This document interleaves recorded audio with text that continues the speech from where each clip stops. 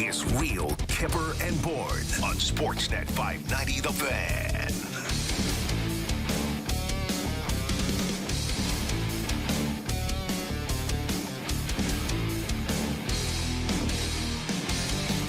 It's trade deadline day in the National Hockey League.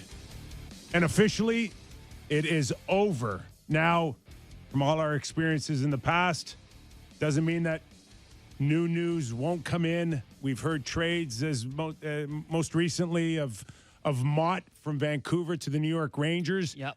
I assume we're going to hear a little bit more. Remember, all you have to do is get a hold of the National Hockey League and put your trade request in. Is that what it is? Just tell them, hey, we have something? Exactly. By 3 o'clock? And you wait. It's been described to me as a busy airline. Really? Where your planes line up and you wait for clearance. Okay. So as long as you're in the line. As long as you are in the system prior to 3 p.m. Eastern, you will get your trade in. In the past, we've heard some trades not be public until, 3:30, 4 o'clock. My sources are saying no Chikrin, Kyper. No, that one was a long shot at best. I would have assumed that Arizona held on to their trade demand of 3 pieces, 4 pieces. If you go months ago, we talked about something that would look like a Jack Eichel trade was the demand, and it never wavered. Right. And you still got you still have 3 more years of taking a crack at Jacob Chikrin for his AAV of $4.5 million. But we're happy you're here wherever you're watching, listening, downloading us on your favorite podcast platform, Sportsnet 590 The Fan, or YouTube. We're glad you're along for the ride. And I got to tell you off the top, disappointing trade deadline for me. What was going to turn out. From a Leafs perspective?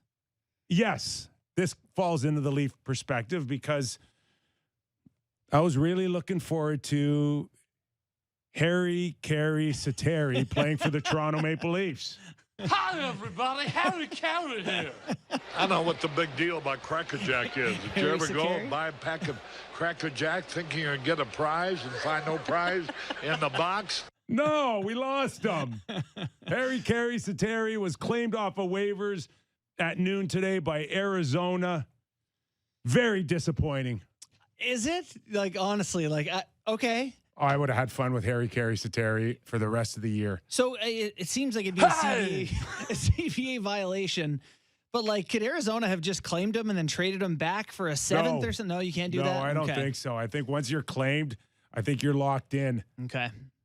We also have Sammy McKee and Derek Brandeo. Perfect timing on the Harry Carey by Derek. That was just awesome. Beautifully done. So, yeah, trade deadline's passed. No word on anything trickling in for the Toronto Maple Leafs at the last minute here. We're waiting on Dubas to address the media. He's going to address the media. We'll take a little bit of that live. And now confirmed he will speak to you fellas at 4:30 on our show. Nice. So awesome. Lots of Dubas today. Lots of questions, too. on how we lost Harry Carey Sateri. So, yeah. Hey, it's lots of movement. Maybe not a ton of impact players going, but it looks like Kopp and Mott, both of Bourne's infatuation, both of his crushes, gone to the Rangers, who are really solidifying their bottom 6 here. So they needed help there. Those are great gets for the Rangers. I'll tell you what. Thanks to Coleman and Goudreau, the price of a legitimate third liner now is off the charts. That's the demand right there. Solidifying your checking line. We saw Tampa Bay do it. Yep. And now Colin we're seeing the Blackwell Rangers came at a pretty good price. All told, if you consider him in the same. No. Got him on the 4th line. Yeah. Serviceable player. I like him. I think I know he's not a big fella, and I know he's not a pure scorer, but good defensive metrics. We'll he's get a lot into of energy. that. Okay. Giordano and the trade with Seattle. But, just following off my Harry Carey Sateri, what does it mean for the Leafs? We had spoken in the last week, 10 days, about the Leafs needing a goaltender. You thought for sure that there was going to find a way to unload Mrazek other than putting him on waivers and relieving how much 1.2, 1.1, 1.125 or something like that. which means that you still carry roughly 2.6, 2.7 million dollars. Yeah, that's lots to carry. And I think part of this, Kipper, is it's lots to carry until the playoffs. And I think that works in Källgren's favor, given their cap situation if Muzzin comes back, when they get to the playoffs, and this is something I'll ask Dubas about when he's on, do you still see Mrazek as the backup? And right now, is it just a financial thing that he can't be? I don't think it was from lack of trying on Kyle Dubas with a goaltender. He knocked on doors. My understanding was that a second rounder was offered to Chicago for Fleury. Mm-hmm. At the end, he didn't want to come to Toronto. Didn't want Edmonton. Really? Yeah. He wanted Minnesota? By the way, Raquel to Pittsburgh. Very close to Chicago. So the family can come in. That's the deal. Geographic. Like Minnesota's team, like the fact that they could be in the thick of things. They've got a chance to potentially get to a conference final and close to Chicago where his family will remain. I like that you said they have a chance to get to the conference final and very specifically didn't say Stanley Cup final because Colorado does exist. Wow. Dubas is coming up now, boys, if we want to hear from him for a little bit. Yeah, let's pick up a little bit on that. Cool. All righty. Welcome back. Thanks for gathering here. Final tally in the trade season is adding Ilya Lyubushkin, Mark Giordano, Colin Blackwell, Carter Hutton, and a third in 2022 with Nick Ritchie, Travis Dermott, second, third, and third going out. So that's how we'll roll the rest of the year. Obviously excited about the prospects of the rest of the year with our club and where we've come throughout the season. We've also got Rasmus Sandeen going on injured reserve with a knee injury today. So it's too bad for him. Obviously, an excellent young player for us. Would have been a valuable stretch run for him, but he'll be out with a knee injury for the foreseeable future, and we'll update that as we know more later on during the week, during Sheldon's availabilities and such, or through the media relations team. So having said that, I'll turn it over to everybody for questions. How much did the Rasmus injury sort of affect what you did? With Giordano? With Giordano, or maybe did you consider keeping Travis, or like anything like that? No. The Sandeen injury was... those other two moves were already well in motion, so we got word of that. We got word of his results following the trade calls there yesterday, or right in between. It was quite a hectic afternoon. So when exactly we got the results of the scan on his knee, not exactly sure, but those two trades were rolling prior to that. What excites you most about Mark Giordano bringing him to the group? I think the quality of player he still is. Is the most exciting part of it for us, Luke. He, just in watching him throughout the year, we played against him a lot last year, obviously with the division being what it was in Canada, and then watching him this year with Seattle, a variety of different partners that they had him with. Just still feel like he's got a lot left to give as a player. I think his intelligence with the puck, his ability to move the puck up the ice, his ability to defend, and then that's first and foremost. He's still a very quality player in the league, and then secondly, just his competitiveness and the way he defends and his ability to play against good players still and play both special teams and be versatile was really important to us. So we're excited about that. All the subjective leadership experience, competitive stuff is important, but first and foremost, we brought him in because we think he's a very good player and going to help us a lot as a hockey team. Did you feel more pressure or more willingness to get over the line knowing what the rest of the division had done, or what did you make what the rest of the division had done sort of in the 24 to 48 hours before that? Yeah, we had our plan going in, and certainly you go into every trade down and you think, or every season, every trade that you're competing against those other teams, and you expect every team is going to do all they can to improve themselves.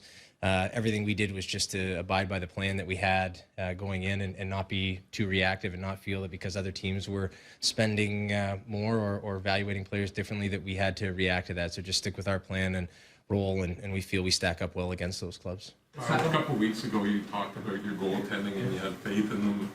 It's still been kind of rocky. Does the fact what you've done or didn't do show faith that you think that you can get Jack back up to the level that he's shown in the past?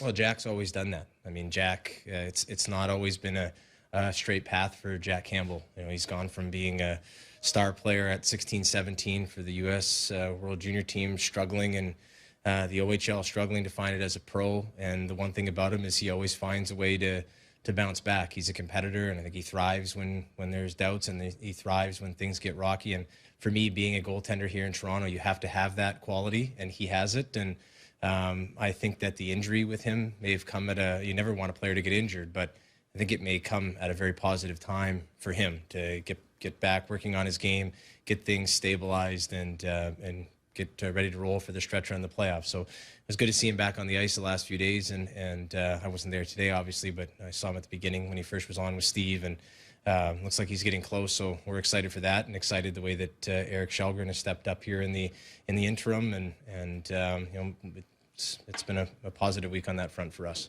Peter, what was the conversation like with Peter Mrazek when you told him he had to go on waiver? Those are never fun conversations. I think the thing about Peter that's most impressive is that regardless of what anyone says or the way that things are going, he has a strong belief in himself, and it's not a arrogant way or anything like that. He's been a good goalie in the league for a long time, and if his confidence was starting to waver, or his belief was starting to waver, I'd be really concerned. But we just got to continue, as Sheldon said today, he's just got to continue to come and work and find his game, get better, and nobody wants to do that more than Peter. So obviously it was done for salary cap reasons and just to give us the greatest flexibility possible. I hate to do that to anybody, but you have to do what you have to do to give the team the best chance to be as flexible as possible and have different players return during the year, and so that's why we did it.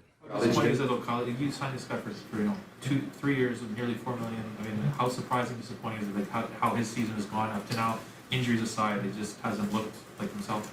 Yeah, I think that whenever you make any decision on any player, it comes with the risk that it's not going to be. I'd love for them all to come in and play at their best every single game, and they all look like brilliant signings, trades, draft picks. But it's unfortunately in this business that we've chosen, it's not the way it goes. And I think the onus comes onto me to set the tone in the organization to help him get back to where he needs to be. If he had no record or a very short sample size of being a quality goalie in the league, I'd be more concerned.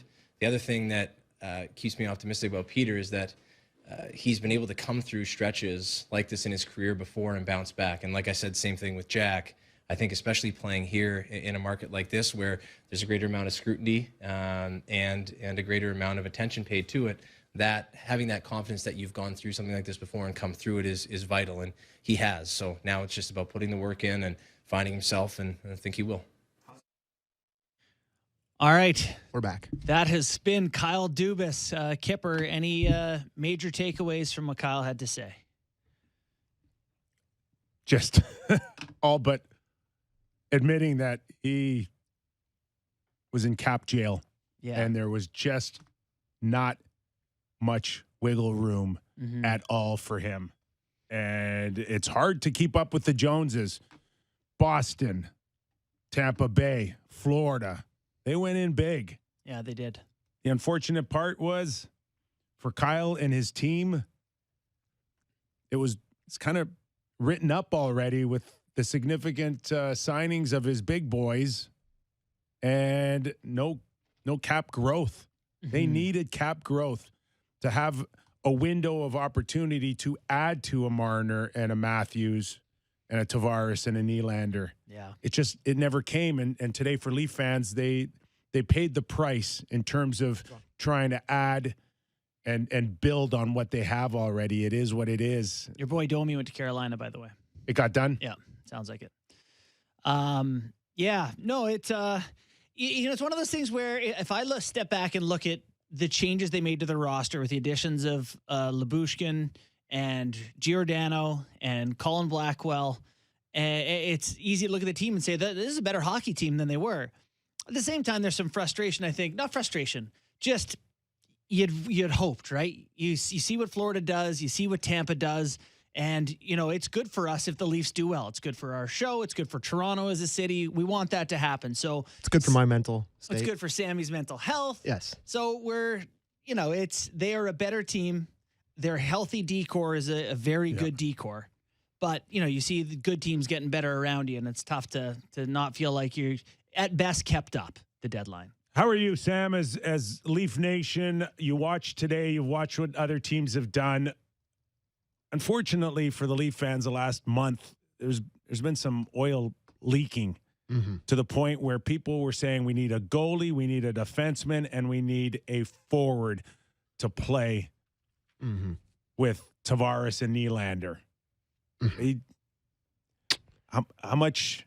How much is enough? I am still deeply concerned about the goaltending position of the Toronto Maple Leafs. You know what? If you're not and you're a Leafs fan, you're not paying close attention. I think they obviously, I mean, this is not a breaking news. They obviously think Jack Campbell's going to come back and be closer to a league average goaltender than he was.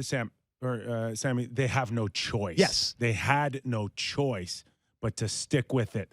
And I like the Giordano pickup. I do. I think that really solidifies the back end. That gives you 3 legit pairs, I think, once Muzzin gets back healthy. And Keefe was saying today that he's getting closer. So I do like the Giordano pickup. I like the familiarity between him and Brody as a possibility.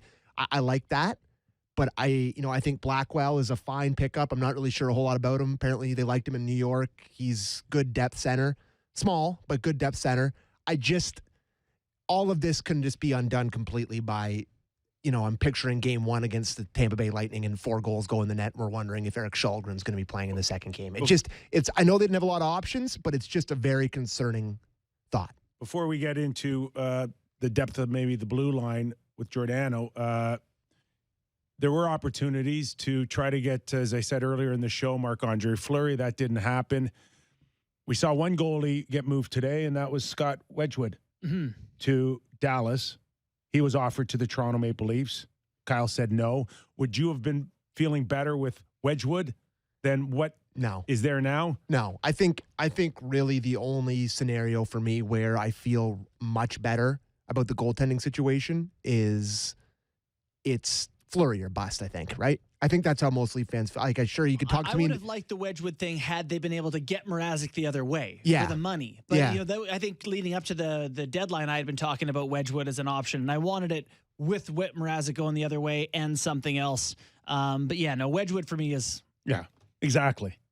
Is he any better than Mrazek trying again or Harry Satteri's corpse or... Harry Carey Sateri. Harry Hakari. Or Källgren. I don't know. So, no, it doesn't faze me all that much. So that's Jack Campbell skating. We assume that he could be within a week, 10 days from playing again. Okay. You think that long for Campbell? Yeah. You said week, 10 days? Well, yeah. Come on. He's been off for a while here. Right. You're going to give him a week. Yeah. Give him 7 days. Okay. Right? Peter Mrazek. I think what we'll see now is the ability to save, a little cash here and there, up and down. I don't know. You carry 3, you right? Yeah, what do you do? Well, to me, this is the thing with Mrazek where, in order to get Muzzin back, they just have too much money. So I think Mrazek stays in the minors with his 1 point whatever. Right, free for the Källgren's going to be with the Leafs, I think, until playoffs, and then I think, or until there's enough guys on long-term IR, then Mrazek can come back. I think it's going to be one of those where we could see Mrazek practicing with the Marlies, and then the comes day up on of game days, plays a game and gets his salary back on the board, and you juggle all of that now. I think, by the way, in playoffs, it's the two of them still. It's Mrazek and Campbell. I don't think Källgren's in. I think so, too. And you've got, just 20 games to go here. Plenty of time for them to work on their game. Yeah. Källgren had, I think, a pretty strong outing, to be honest with you, against Nashville. I thought he made some 10-bell saves. Yeah. First period was he was the only reason they were in the game. What could the score have been? Yeah, could have been a lot more. So he'll definitely get more games here. So for sure. If he's good enough down the stretch, you could talk me into being Campbell and him in playoffs. I'm not saying he's not going to be it. I think it's most likely it's Mrazek once the cap goes away. Yeah. So what do you guys think of the Giordano thing? Yeah, let's dig in. So I mean, love it. Mark Giordano, I watched a bunch of his games recently and tried to make a little bit of a video analysis of the guy to get a assessment for what he is. And man, he's still really, really good. And I know that people know that. But I mean, he's a guy who can come here and play 20 minutes, take on some defensive assignments. I don't see that. You don't? No, I don't want a soon-to-be 40-year-old playing 20 minutes every other night. I think that was an Not issue. ideal. In Calgary, it was an issue. Yeah. And in Seattle, on such a weak team, he was able to accumulate some points. But I don't see him a top 4 defenseman anymore. Yeah. And maybe he still is on the Toronto Maple Leafs. But on a team that I think is contending for a Stanley Cup, right, I am much more comfortable him being in the third pair. So I think they mentioned the versatility that they really like. And I think what's nice about him is, let's say you're right, and he's going to play third pair, 16, 17 minutes. If there's an injury or a guy down, he's got to play 20 for a night. He can. Yes. He can be that guy and for a not night. embarrass himself. Sure. So looking at the D pairs, I mean, it's a pretty good. If you have Muzzin healthy, I don't know if you'd want to leave Riley with Lyubushkin, but if you do, then you can go Giordano, Brody, Muzzin, Hall, or Muzzin, Sandeen. You know, like that's a pretty good 6 all the way through. And your other option then is to leave Brody with Riley. You can do Giordano with Hall or Sandeen, and then Muzzin with Lyubushkin as a true shutdown pair. Like, you have options now, Kyper. I like a healthy Leafs decor. The one thing that I have concerns still about Gio is pace of play and whether it will match up with how quick the Toronto Maple Leafs want to play. And it's not just playoffs. I worry about his foot speed and the style of play with the Toronto Maple Leafs. And we see their D jumping up on rushes. We see their D aggressive on the pinches. Mm-hmm. Does he follow suit? Well, he does like to jump. I hope he doesn't. I hope they say, we got enough guys who score. We got enough D who jump up. You defend. You want Giordano to play that 200-foot type of game? I'll where take he's 170 or something. He's coming back. So that's a concern for me as well. Yeah. And I got to be honest with you guys. I thought the Leafs paid a good price for him. A fair price or too much? I'm just the whole talk was no first rounder. Mm-hmm. I don't know. I mean, when you're talking about first round picks that can fall anywhere between 20 and 30, which what are the Leafs now? 6th overall, 7th overall? Yeah. So let's just say it's a 23rd pick overall. I'm almost willing to give up that 23rd overall pick to keep 2 seconds in a third.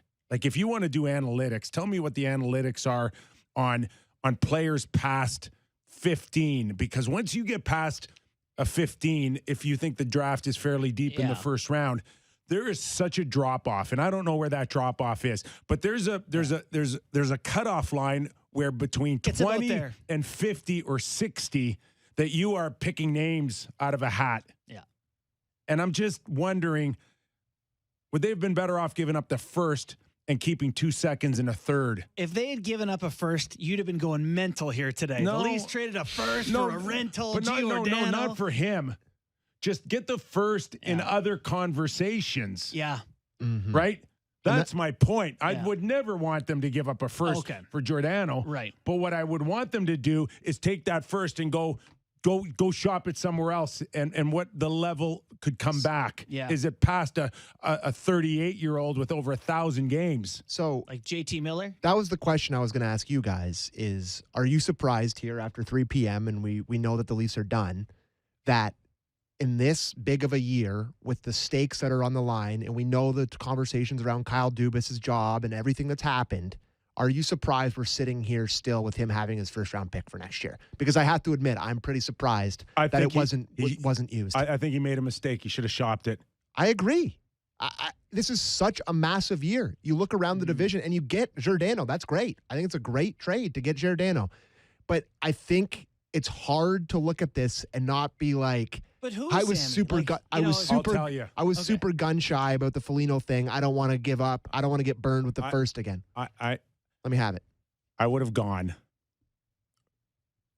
2 firsts and Nick Robertson for JT Miller.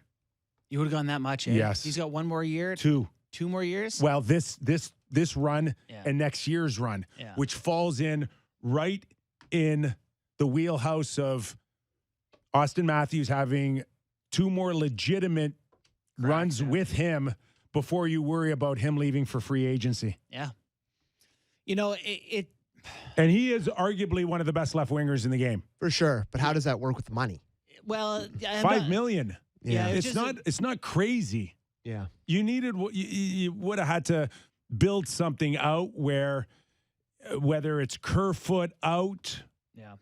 Or you throw in, a Liljegren. Right. But I don't think his $5+ million, 5.2, I think, if I'm not mistaken, was crazy in terms of trying to fit that in. That's not a 2:30 Eastern on trade deadline day. Mm-hmm. That's something that should have been built in the last 2 weeks, 3 weeks. You know what, though, Kyper? I just feel like if we're sitting here and they've traded for Miller and the back end is Dermott's gone, Sandeen's hurt, Muzzin's hurt, and you're looking at the decor going, well, it's Liljegren time. Liljegren and Hall and Riley. I feel like we're like, you can't win with that decor. Listen, I know Miller's a wonderful player. They're in a position with the salary cap, and you mentioned that, where they just couldn't patch every hole. Yeah. You're kind of doing triage on. I have great value in 2 seconds and a third. And again, that's for a 38-year-old who's a little slower and doesn't match up well for the pace of play of your hockey team. But I think that is a good matchup. And a Kyper. rental. I think it's a good matchup because he's not the same thing. It's someone different. Like you and I talked about this when we went to the Rangers game, was like, what D do you want to see coming over the boards when it's 2-1 for the Leafs? Yeah. Giordano's another guy. You see his name bar come over and you're like, okay, he's going to make good decisions. He's going to be, that's one thing with him is his hockey IQ is so good that you trust him. And I understand the boots are not what they used to be. But yeah, you may be right. You might be the perfect. And Lyubushkin has come in, and he is a different look. And I've talked about that, but it's been a good fit so far. Yeah. And the thing that our boy Mike Kelly put out a good breakdown of Giordano, and he said that doesn't turn the puck over at all. One of the lowest turnover rates in the NHL in the last couple of years, which I think is very good. I don't mean to assault a guy who's just left town and Travis Dermott, but the one to Kotkaniemi and OT did come to my mind and when they he's went Dermott out Giordano still in. make a good first pass, break up the cycle a little bit. Like I do think that there's parts of his game that the Leafs lack that he could really bring in, but I do understand Kipper's point saying that this is a fast team. They want to play with speed. They want to play with a dynamic sort of skill and pace. Like that's their biggest asset. And Giordano is not that at this point in his career. He has issues trying to get up and down the ice. I find because he used to be really aggressive, like up the ice, that it's tougher to get back on that. So sometimes he has to make the decision where he's going to sag back and not do the things he's best at. But again, it could be all this could be prices paid around the league for D. Like look what Sherratt went for. Yeah, I like the Miller idea, and I wouldn't have. I think that'd be a huge price to pay for the Leafs. But I think at this point of their trajectory, it's something that would have been okay with a lot of the fans. But I also look at Kyle Dubas saying all of this could be a complete moot point with our goaltending situation. And do I really want to mortgage it? But then the other side is he might not be here to make those picks. So it's a tough battle. That's why they get paid the big bucks, I guess. But I would have been happy with that trade for sure. Sammy sounds like he's playing tennis with himself. I am. I am. No good. Good, but no good. Good. I feel like that's the Toronto Maple Leaf experience. It is. Goaltending is just haunts me every day. It's all I think about. Yeah. All right, let's get into the injury front. And again, the beauty of social media is people were speculating about the Sandeen news that this was going to free up more space. They were going to go after a big fish. It never happened. Out of assets too. Like how many second, thirds can you throw away? You're not throwing away your first, as we just stipulated. Sandeen, I hear, is a significant injury, guys. Oh, really? Yes. You know what's crazy, Kipper, is so I watched the game back to see where the injury might have happened. And he plays until like a minute and a half left, and he's skating great. So it must have happened earlier in the game. I don't know, but then he played through the game, so it must be like an MCL? Something gave out on him. Got to be an MCL. Because ACL, you're not coming back. It might be one of those where you feel something, but it's not enough to leave the game. Yeah. And Adrenaline's then still going. And then you feel it. You go get an X-ray. MRI reveals something different here. Yeah. But this is, again, significant, right? Sandeen out, Giordano in. Is it a wash? Is it, right? Well, I think it prevents you from seeing your best looks. I'm interested to see Muzzins, how long it's going to take for him to come back, because it's become clear now they didn't try to spend his money like they were going into LTIR. So Muzzin's coming back soonish, I think. Right? I would think a week, 10 days, and the same thing for Jack Campbell. It was Dubas addressed it later in the press conference, saying that they wanted to make sure Jake got NHL games before coming back, and the AHL games would have shortchanged him, basically, is what they said. So yeah. Sounds fair. Makes a lot of sense. So then I'm looking at, for D pairs, you're doing Muzzin and Hall, Giordano, Brody, Riley Lyubushkin. Great. And when Sandeen's back, if you feel like, you want to plug him in somewhere, fine. Obviously, Liljegren's been very good for them this season. He's played up and down the lineup and really staked a claim as an NHL player, but I don't think he's a part of their 6, let alone 7, come the postseason. Just a guess. I think that's fair. Yeah. So then Kasha also out. Will be Did you guys see my tweet? I did see your tweet. How was it received, by the way? No, I thought it was well received for something that people could have intentionally read the wrong way. What way? Well, there's a lot of people who be like, a guy got hurt, you're insensitive, you're okay. Let's just check out of the year 2022 for 1 second. Okay. All right, and let's just go to some facts here. Yeah, this guy doesn't know how to body check. I think that's fair. I would phrase it more gentler, but that's not your style. He knows how to get body checked. I just wanted to make it clear in my tweet that you will leave yourself vulnerable if you don't exercise some basic fundamentals when it comes to body checking. Yeah. And the good news is, and I say everything tongue in cheek. I hope you know that by now. I think I got you dialed. I'm glad that he's okay. Yeah. I'm glad that the Leafs are telling everybody that he's walking around and he wants to play Saturday, and that is awesome. That's some quote, but anyway, wants to play Saturday. But can someone also say, if he does play Saturday, somebody's got to teach him how to body check between now and then, because all that will happen is he will go out and he'll get hurt again. It's really tough. It's a tough spot. He's an NHL player who scores and hits and forechecks and plays, and he's awesome until he gets, once every so often he gets clipped. I don't know that you can.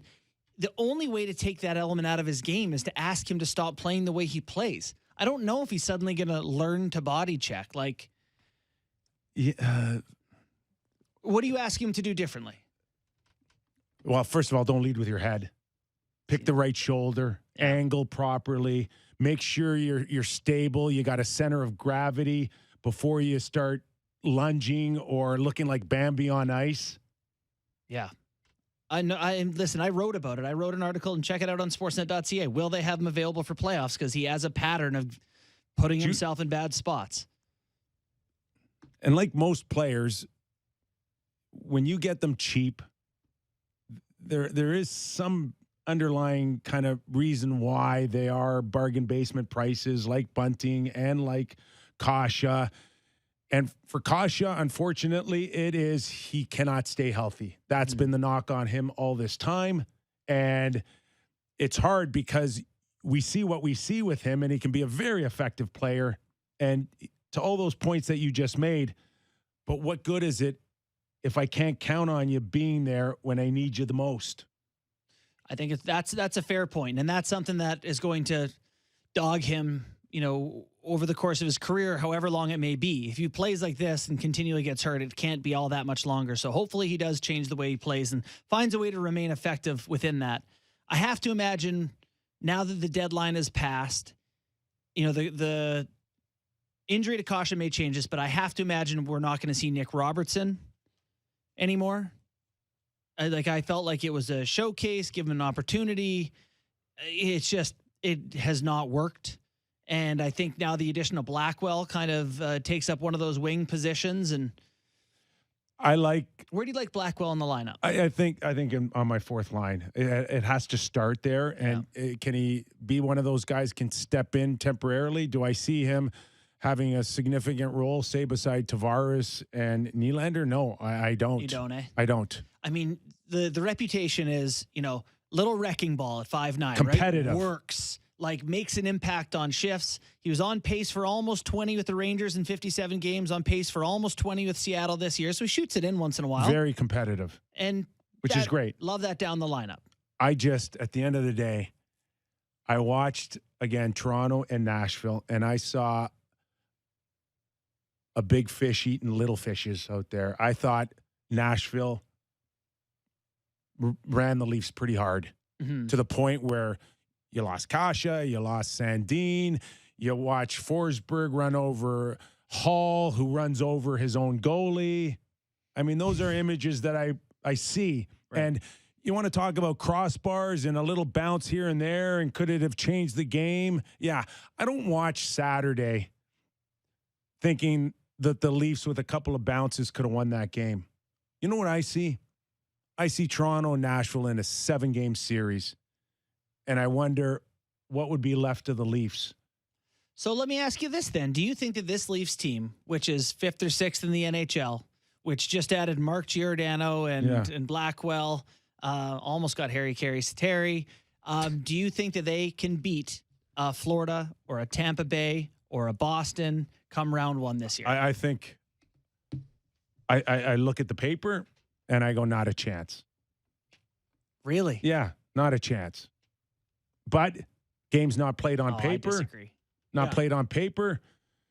Jack Campbell comes back, gets into that, has a short stint where he looks like he did the first 35 games. Yeah.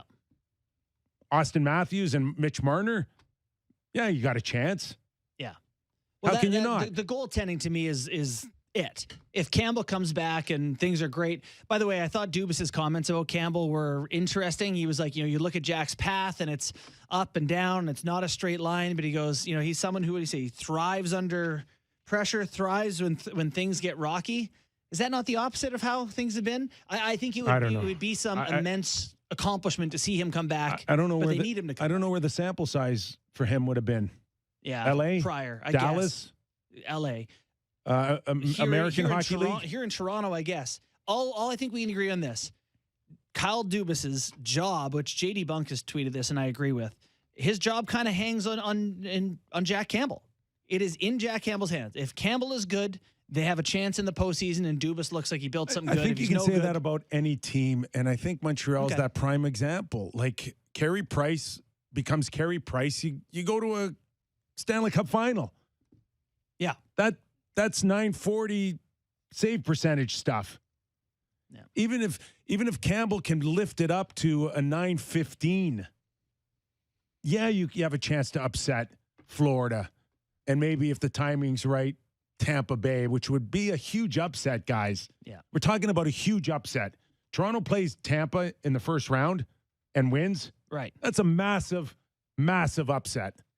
Yeah, I know it's a massive upset because they won 2 Stanley Cups. I'm just having a hard time with this Leafs team that has success. They added Ilya Lyubushkin and Mark Giordano to a defense that was pretty good. Mark Giordano. It's not nobody. It's not. It's not Ryan McDonough. Chara. It's not Hedman. Well, it's not Sergachev. No, it's not. I'm telling you where the imbalance is on a series. I'm not sure that the Leafs up front aren't that. I think that the Leafs are better than Tampa up front, and that Tampa is better than the Leafs on the back end. And right now, the big advantage to me is in the crease. Well, you win Stanley Cups from the net on out, my friend. And if that's the case, then you're a big underdog. Because I agree with you that Tampa's D is. I can see the recipe for Florida. How they beat Florida. I can see the recipe that they're unproven as well. I know they added Giroux. I know they have the studs up front, but I think they're unproven as well. Terrible goaltending in the playoffs with Bobrovsky. I think there's questionable goaltending. Questionable. And like I've said before, 80% Leaf fans in that building. It's a different feel than going up against a team that is proven.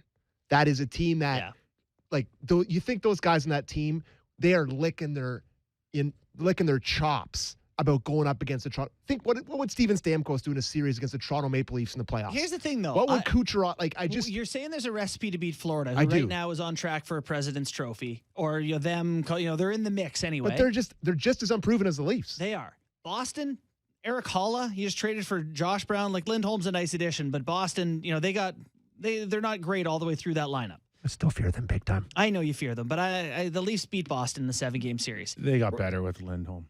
For sure. They got better. A lot better. They got better. You for got sure. a serious minute muncher out there. Okay. Every night, 22 minutes. And who can beat Jeremy Swayman, who's played 12 NHL games? I'm just saying. I agree that Tampa is a tough hurdle, and it might be the toughest hurdle in the NHL for them, including if they drew Colorado or Carolina, because Tampa's done it. And it matters.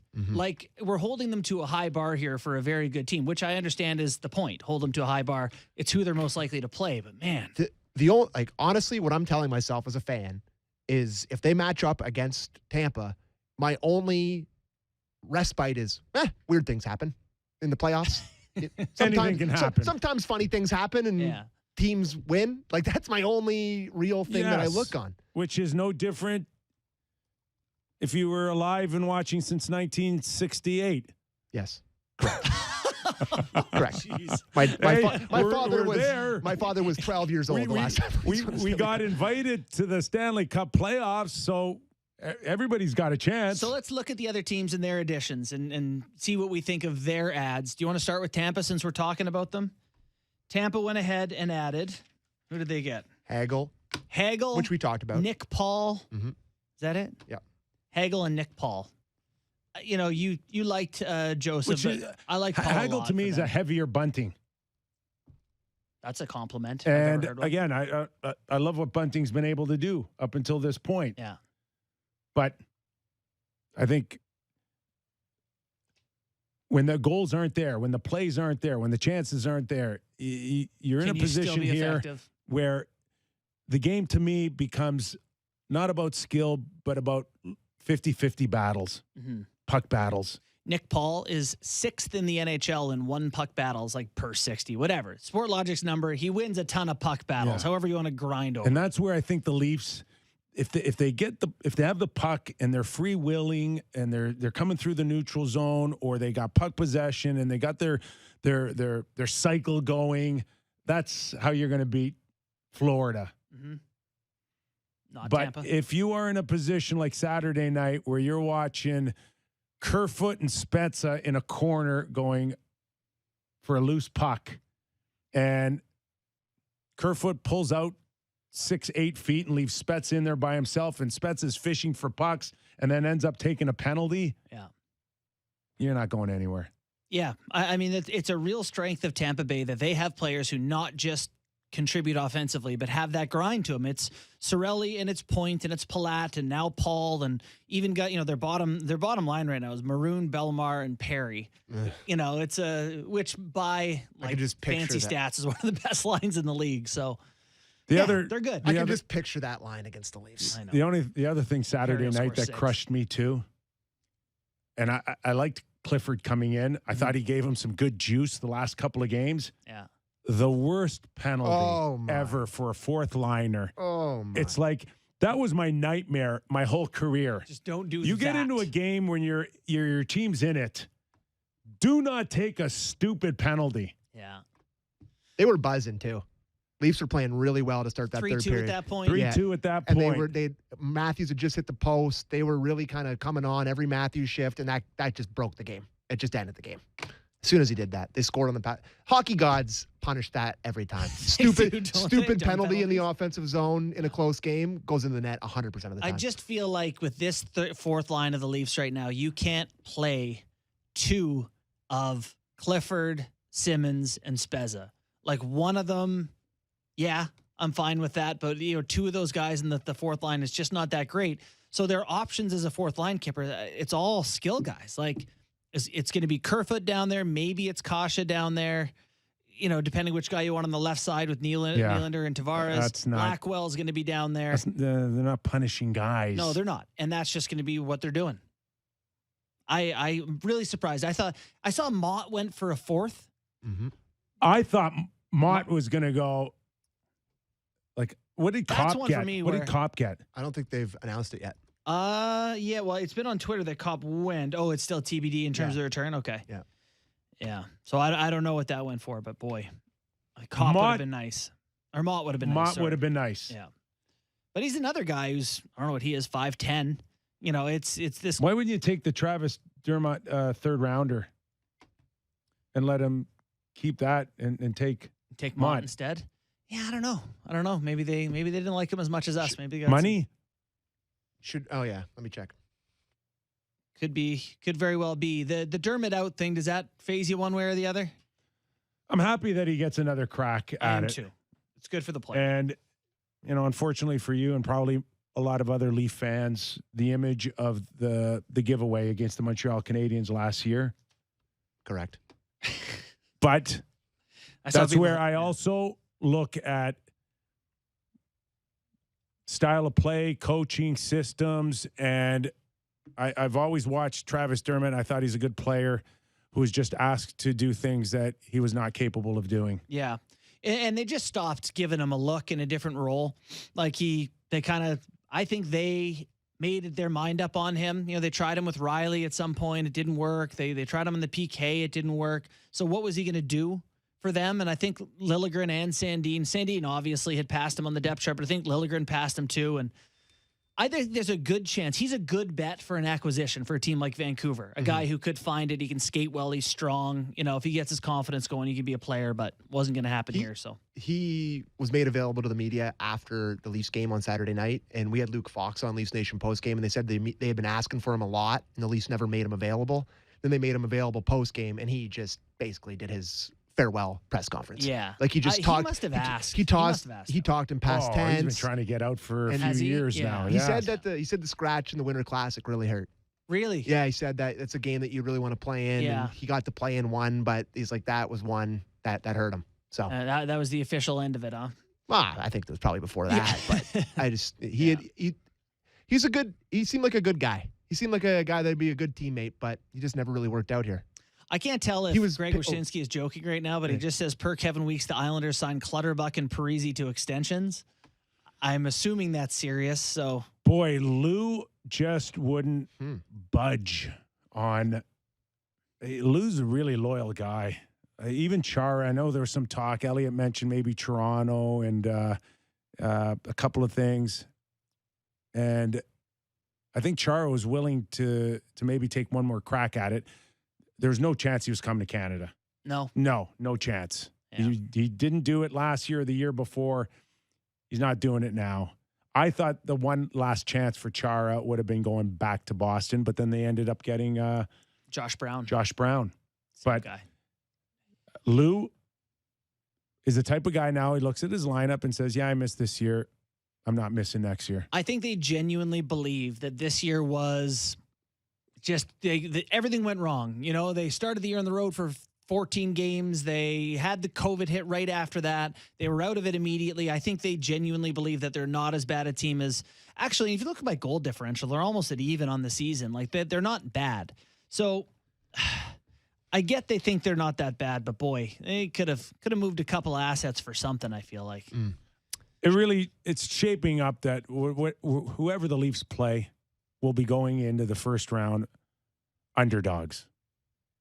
Massive underdogs, depends on if it's Tampa Bay or not, but might not be the worst thing in the world as long as they can get their game in order. And a lot of things have to happen, including better signs that Jack Campbell's back to where he was in the first half of the season, and Jake Muzzin as well back to being that top 4 shutdown guy. Could you imagine a world here where in the next 20 games, Campbell doesn't find it?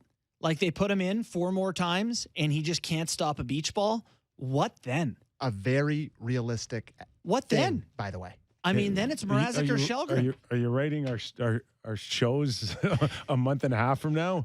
Kippers Clippers are going to be red hot after that one. The whole plan is hinging on Jack Campbell finding it, which in I all believe honesty, he can. He's a good goalie, but in all honesty, is the right thing to do.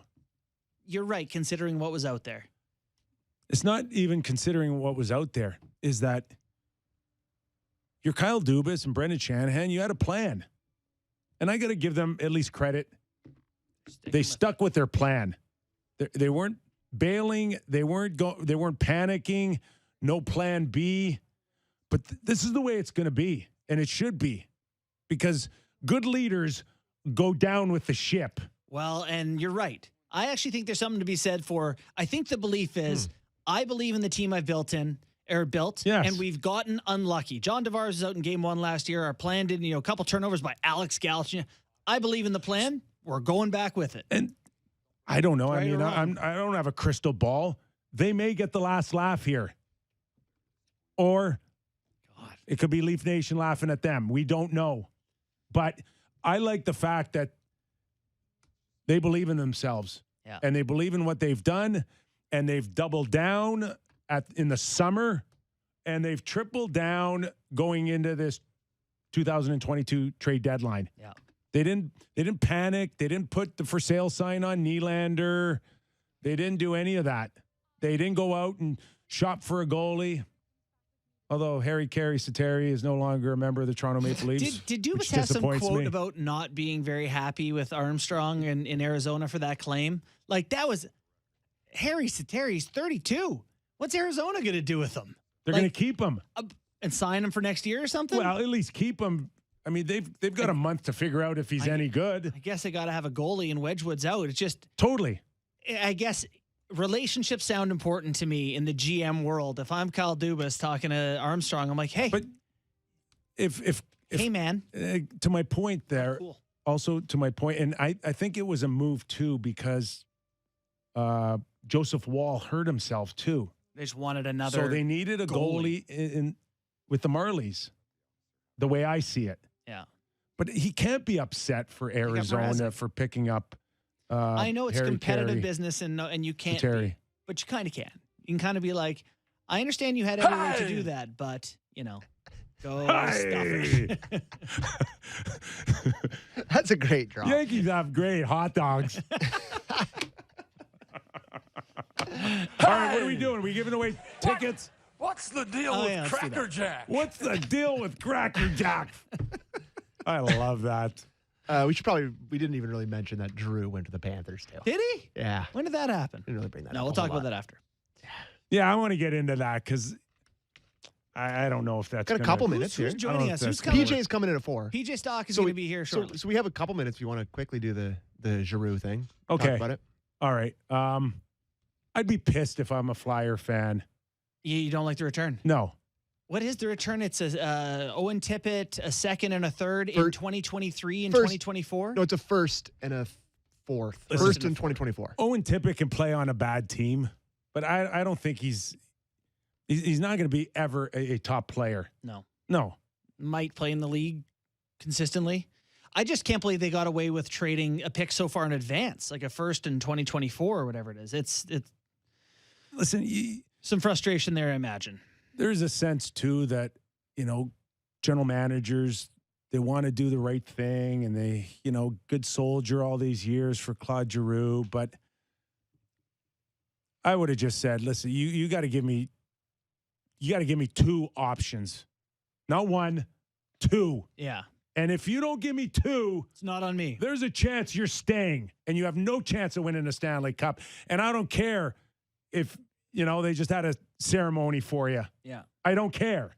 But you sit there and buy into a player telling you I'll only go to one team, then you may have to be the biggest prick of all and say, hey, Claude Giroux, no, you're staying. I actually think there's some value in GM showing that they will hurt themselves to not help you sometimes. Like the Nylander thing where how much better would Dubas have been had they just said, not that the contract's bad. It's a great contract. But if they just said, you want to go right to the wire, it's just not going to happen. Would that have sent a message to the next guys who came up and future contract negotiations? 100%. Right. And the same with stuff like this where you say, yeah, you could have got something for Giroux, but what statement does it make if you showed the league your guy who's like, I'm not helping you for nothing? Regardless where you think the contract is and how it fits today and if it's a bargain or if it's overpaid, you're absolutely right with the message that it sends. Yeah. And where would Matthews and Marner have been? And it said, you want to go to the wire? Right? I'll do it again. I'm crazy. And it really set off the domino effect of what we saw today. Mm-hmm. and the inability to have the cap room to improve your team better than this. Go back to that signing. You're absolutely right. What we saw today is a direct reflection of the way they handled those 4 guys in signing them. Yeah. No question in my mind. And then you had the domino effect saying, well, if he bent over for Willie, he'll bend over for me too. Mm-hmm. Right? Indeed. No, there's definitely some value there. But, so if you're Philly, I guess you say you got something. All right. There we go. There was the Giroux. All and right. I'm going to quickly read this. It's the last day. So the rivalry train contest, Molson Canadian, 2 tickets to see the Leafs play the Habs in Montreal on this Saturday, March 26th, coming up this weekend, plus a round-trip train ticket to Montreal from Toronto and a one-night hotel accommodation. What you have to do is listen to our show for a daily password, enter it online at our contest page at sportsnet.ca/590. Today's password is Sherratt. It's Sherratt, as in Ben Sherratt, who now plays for the Florida Panthers. You will not be seeing him on Saturday night. This contest runs through today. Today is the last day, and you must be 19 plus in Ontario. Who's picking me? The password. It was me. It was all me. Oh, my God. No, I'm lying. You need some Sherratt is the password. Some help. All right. Okay, we're going to go to break. Over 1,300 viewers right now on our YouTube channel. Doubled anything we've seen all week. We're so happy you are along for the ride. And please give us a like. I want to see how many likes we can get out of 1,300. And hey, big second half of the show, PJ Stock and Kyle Dubas going to join us. Oh, later. my God. It's just personality driven today. Love it. On the Real Kyper and Bourne show. All right, back after this.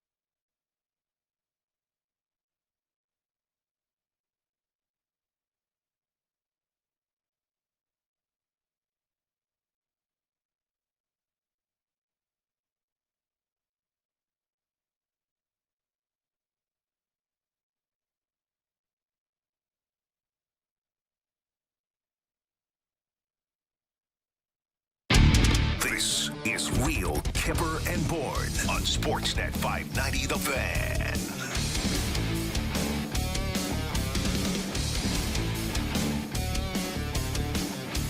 Right back at you.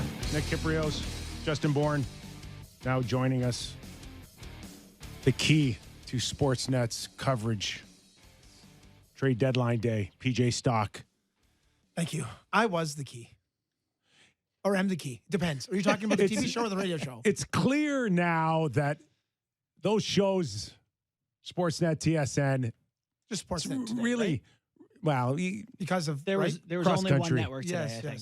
Across the country, it's less about the trades now, and it's more personality driven. Yeah, it is. Kind of. You got to be good. You got to be on now. Those trades aren't coming anymore. And it's okay, the trade happens. What does this person bring to the team? What has been left behind? We all, everyone can break it down however you want. It's just kind of like, but can you juggle while eating a piece of pizza and break it down? No, seriously. That's kind of what it's come to. This is serious now. How is the food?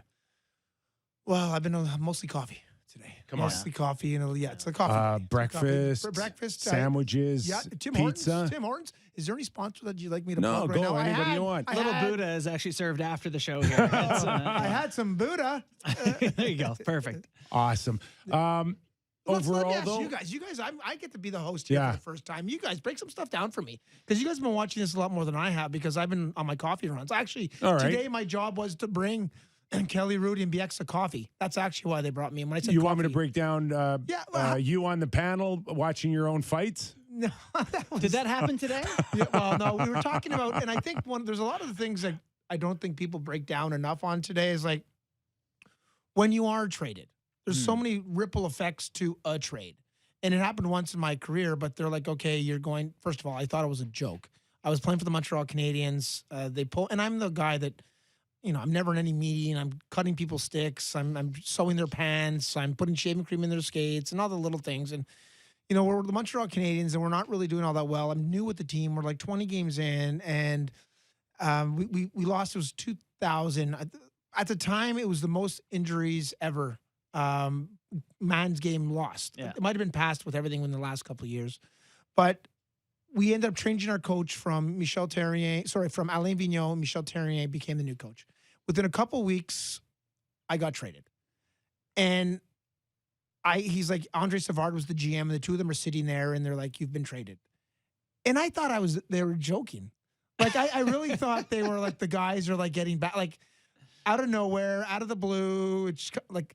I play 2 minutes a night when I do play. Yeah. Like what are you serious? Don't you wish though Sportsnet was around for trade deadline day so when we got traded they could talk about us for like an hour because it's the most airtime in your career. No one ever gave us 10 seconds when we got traded. Meanwhile, I just spent an hour on an Andrew Kopp feature. It's so true. It's your time. That's what it is. We're all trying to break it down, slice it up as as you can. So do that for us here. Dude, you do it. You guys are. No. I came on to get information for you guys to go back down and put it on the tube. A chance. So you want to you're in the heart of Montreal. Before we get to the Leafs, do you want to touch on the job Kent Hughes has done and Jeff Gorton because they are loaded up. I don't think they have any players left, but they've got a lot of draft picks. Toffoli, Charlotte, Lehkonen, and Kulak are all gone. They've received 2 first rounds in 22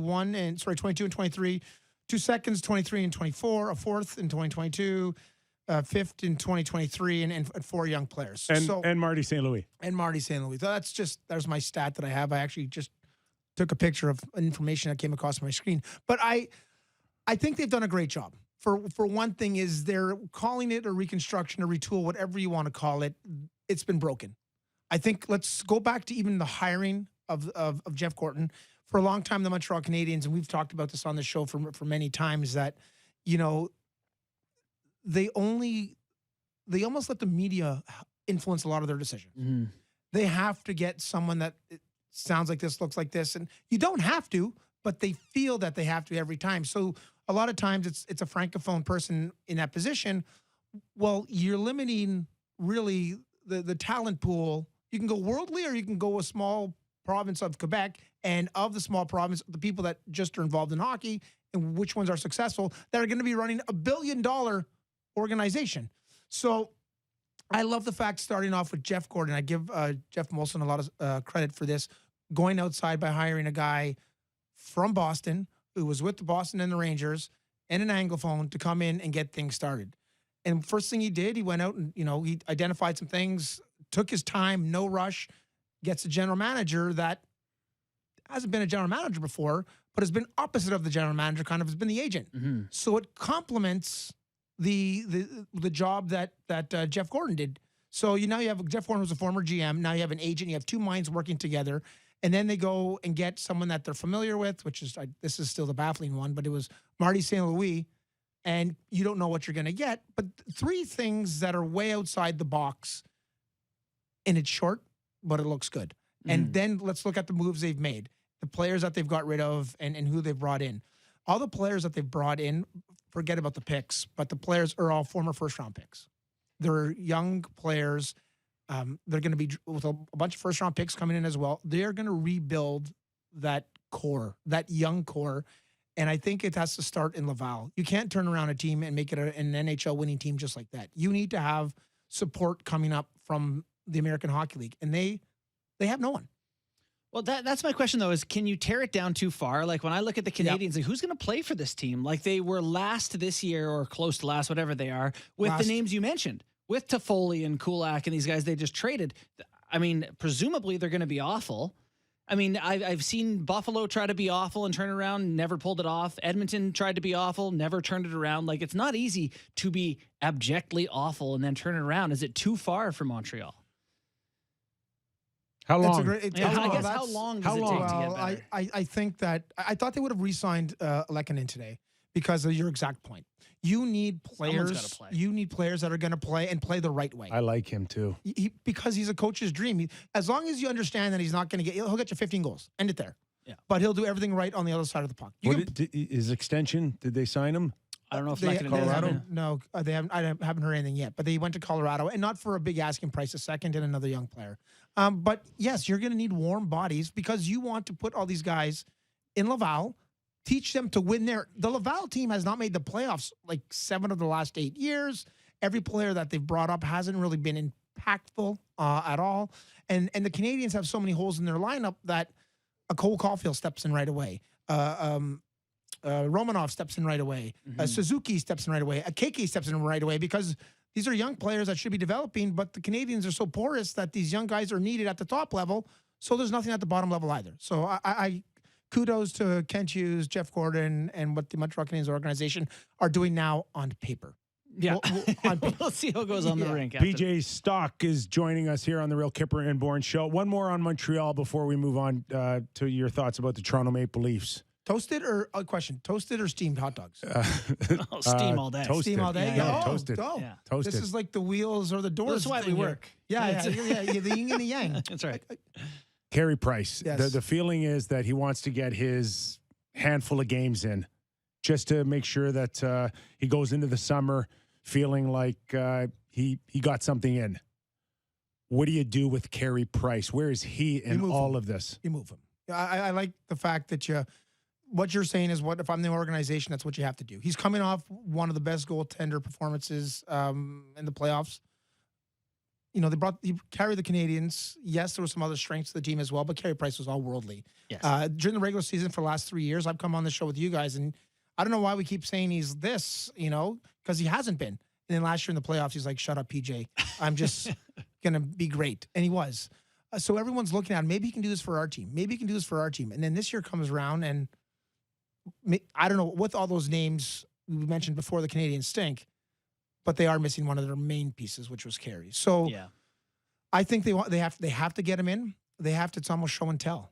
They have to get him in to show other teams that he's healthy because at first he took time away from the game for personal reasons.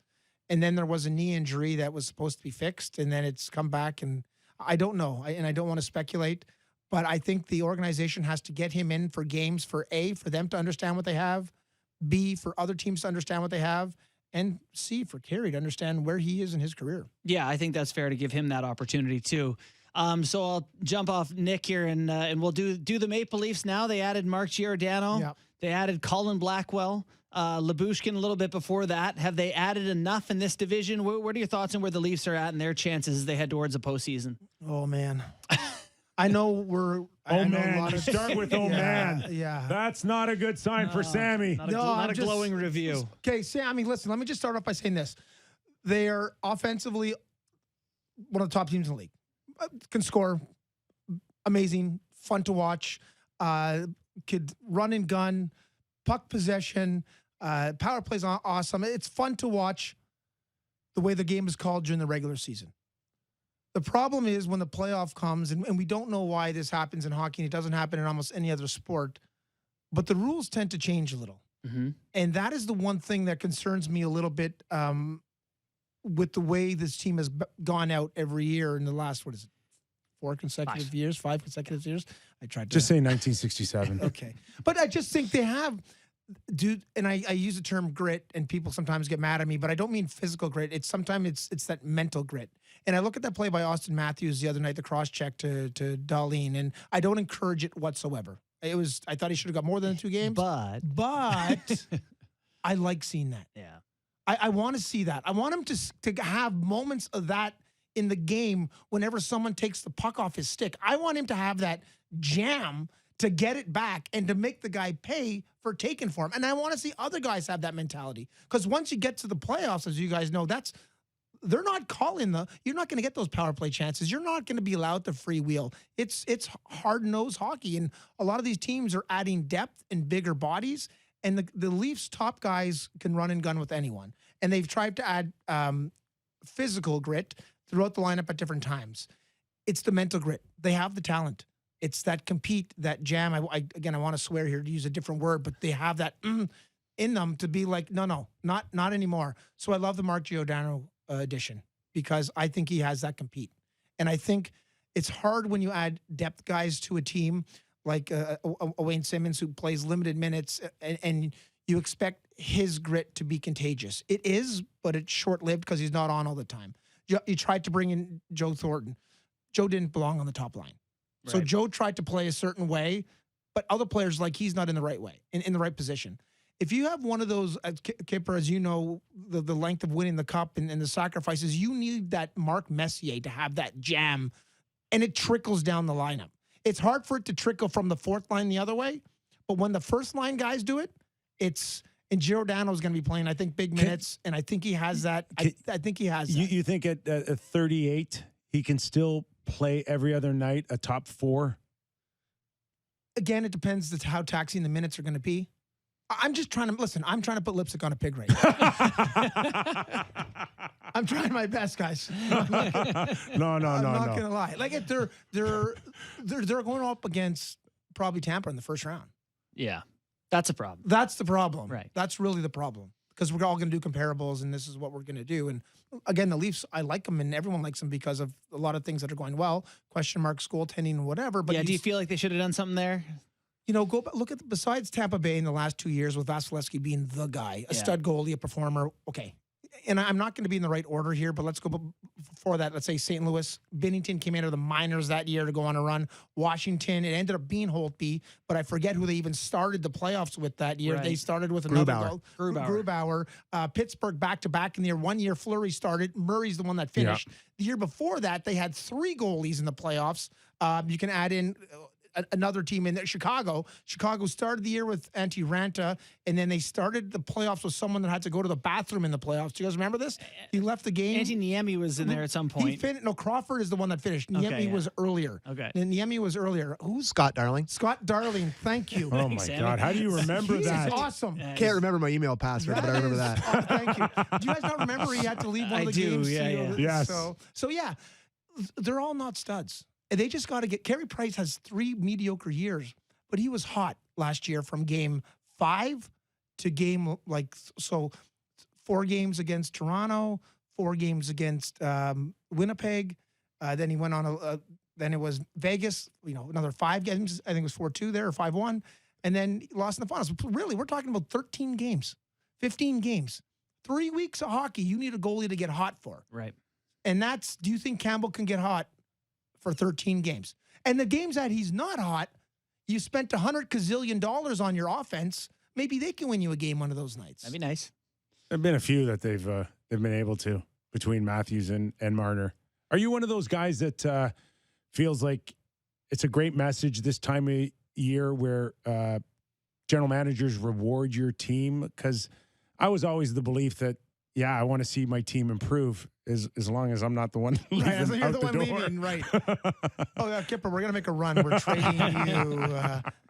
Yeah, I think, it was Milan Lucic that said it this week. And he said, when I bring in Tyler Toffoli, and he said that Brad Treliving he's saying, I love that Brad Treliving thinks that we're good and we're going to make a run and he's going to give us the pieces to be successful. And it kind of, Milan's on the fourth line, I guess you can say it. But they have the swagger. Like, it just gives them that, and then they add a little bit more and they think, oh, we can make a run. We're good. We're this. By the way, I think Calgary, the way Calgary is built, they are built for the playoffs. Yeah.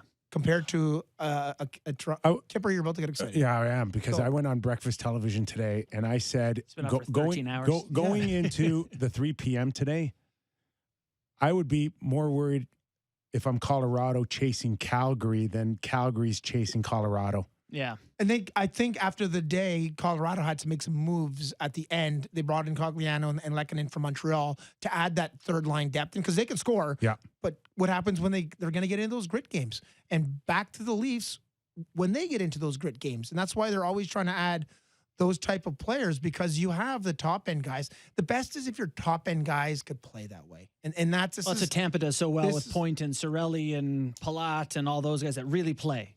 Bergeron, the teams that have won, O'Reilly, Kopitar when they were in Taves and Crosby and all those studs. And this is a year where, Matthews, Marner, Nylander, Tavares, it's the big four. Unfortunately, you have to bring them into account because they eat up so much of the cap space and they log so many minutes. They have to make that change. Or I'm concerned that if it does not work this year, it's not going to work. So yeah, no, I think that's a fair assessment. And we were saying, like, Dubas has kind of handed his job to Jack Campbell and said, based on your performance. But hold on. I also, as much as it's goaltending, I'm going to go back to last year's playoffs as well. You can blame the general manager to a certain extent. You can blame the goaltending. You can blame this. The coach has to be brought into this a little bit as well. I'm just saying, last year I thought they tried to go the Matthews line up against the Phil Dano line night after night after night after night. They said, we're not afraid of them. We're not going to run away from him. Yeah. Well, you lost. Yeah. It's sometimes you got to kind of, flip the switch and be like, okay, you might have won this little battle, but for us to win the war, change it up. And they didn't. So I think that players have learned. I think the general manager has learned. And I think the coaches learned. So I'm really excited about this year, except for I'm concerned about who they're going up against. Like, if you had to pick a team to come out of the East today, like the West is going to be fun. But if you look at the East, Tampa looks awesome. Florida looks awesome. And all those other teams are really good hockey teams too. But it's everything. If we do, it's all we do is by comparables. I mean, So if it's tough. Just look again at that Atlantic division. If we go down Florida, Tampa Bay, Toronto, and say Boston. In Boston, for Okay. sure. So The East is done. Yeah. You got, in Florida, you got Claude Giroux, Verhaeghe, and Barkov. Toronto, you got Matthews, Bunting, and Marner. That's okay. That's the wash. You've now got keep going. Point, Yeah. Kucherov, There we and go. Palat. And you've got Bergeron, Pasternak and Marchand. Which line are you on? Are you betting on? I don't know if that's the line I'm betting on. Still Matthews. I think it's the second line we got to bet on, because I think, and that's the big thing. Kyper, when you guys won, who was your third line? Mateau. Yeah. And Noonan. Mateau. Yeah, he had a contribution, double if I recall. overtime. That's what I'm saying. Like, right? I know what Noonan, underrated. Yeah. Sleeper pickup. And that's why Calgary, I love their third line. I love their fourth line. I love their depth. I love Tampa Bay. They went out and made some trades to that depth. Florida, depth. And that's the concern. I don't think my Bruins did enough today. I think they added some on the left side of the fence, but since they've lost Krejci, that second line has been missing some. I like Lindholm. Yeah. I really do. And at 6.5, it's a decent number when you put it up against McAvoy. Yep. How about DeBrusque signed Right. and then didn't get thought traded? he was getting traded for sure. That was weird. So He's still going to get traded in the summer. Yeah. No, I know, but you needed something, I think, today for that second line hole. I thought It made sense for him to sign because it's an easier asset now to move with 2 more years remaining. Right, his qualifying offer was for 4. He gets 8 million sheets, so he's happy, right? You're looking at Pittsburgh and Boston, 2 cores that are running out of runway, and you have to, I think, go down swinging. I think Pittsburgh finally made a move at the end. Hurdle, who did they bring in? I forget who they brought in. Pittsburgh bought Raquel. Raquel, thank you. Bruins in it. So, I mean, again, I never go against Pittsburgh or Boston in the playoffs because of the experience, the leadership, and all that stuff. But the other teams are darn good. And then the flip side is Toronto's amazing, but we all question them because of that, the history and the mental grit. And are they finally going to make that switch? And we're going to find out because they're starting off probably against Tampa Bay. Yeah. All right, we got to get him out of here because 62 games isn't enough for you to say, can they make that switch or not? It's not. It's I the didn't way see it's the called. switch on Saturday night. It's the way it's called in the playoffs. Yeah. That's all that it is. It's just it's the way it's called in the playoffs. And are they able to? I almost wish they started changing the way the games are played now. After the trade deadline, okay, it's playoff hockey. Let's start letting a little bit go more and let these guys, because it's a switch like this. And I don't think the Leafs have been able to turn it on as much as other teams have been in the last so many years. Anyways, I got to go put more makeup on. Yeah. Well, listen, we're just happy we've got you. I know you're going back. You guys are going live till what, 10 or 11 tonight? Tomorrow. It's Tomorrow a morning? 2 day. Just because, not enough happened today. Yeah. So we're going to carry it. Bourne, thank you for this. Forget thanks for about coming on, man. We How come appreciate it. it should be real Bourney, like real. No, there's not a lot of Bourne imposters out there. We don't know if he's fake real Kippers yet all or over. not. Yeah, we're working on it. If forget the GM of the day, who is the personality of the day at Sportsnet? You or Colby? Oh, Colby's a close second. That's good. That's good. Good show, one, boys. Yeah, thanks, man. Appreciate PJ it. Stock joining us. Okay, Sammy, you want to give away more peanuts on a train, or are we good? No, we're good.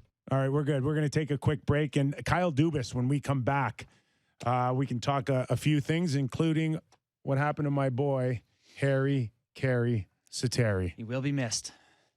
After the break, Real Kyper and Bourne. Hey! Thanks, pal. From Great the City tap News dancing. 680 Traffic Center, I'm Carrie Prunskis.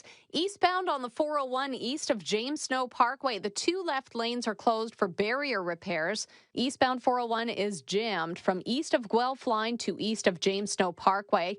And on city streets eastbound Bloor at Dundas, all lanes are closed for a police investigation. Fast and reliable trips are important for drivers and transit riders. Help improve bus and streetcar service and keep traffic moving. Learn more at toronto.ca/rapidto.